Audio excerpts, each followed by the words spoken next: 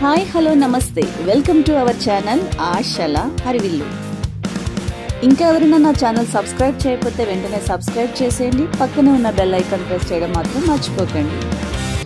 నందమూరి బాలకృష్ణ జగద్విఖ్యాత నట సార్వభౌముడు ఎన్టీఆర్ నట వారసుడిగా సినీ రంగ ప్రవేశం చేసినప్పటికీ కొద్ది కాలంలోనే అగ్రనటుల్లో ఒకరిగా పేరుగాంచారు. బాలయ్య కెరీర్లో అందుకున్న అవార్డుల జాబితా చూస్తే చాంతాడంత ఉంటుంది. 3 నంది అవార్డులు, 7 ఫిలింఫేర్ అవార్డులు, 1 సైమా అవార్డు, 3 టి సుబ్బిరామిరెడ్డి పురస్కారాలు. ఇలా చెప్పుకుంటూ పోతే బాలకృష్ణ అవార్డుల జాబితా చాలానే ఉంటుంది. ఇక అసలు విషయానికి వస్తే 1974లో తాతమ్మ కళా చిత్రంతో వెండితెర అరంగేట్రం చేసిన మన బాలయ్య నట ప్రస్థానానికి 50 ఏళ్లు నిండాయి. ఈ సందర్భంగా ఈ రోజు అనగా సెప్టెంబర్ 1న హైదరాబాద్ లో భారీగా గోల్డెన్ జూబ్లీ వేడుకలు నిర్వహించనున్నారు.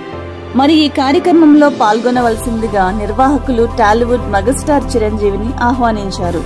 ఈ కార్యక్రమ నిర్వాహకులు వివిధ చిత్ర పరిశ్రమ సంఘాల ప్రతినిధులు, మా సభ్యులు చిరంజీవి నివాసానికి వెళ్లి ఆయనకు ఆహ్వానం అందజేసినట్టు సమాచారం.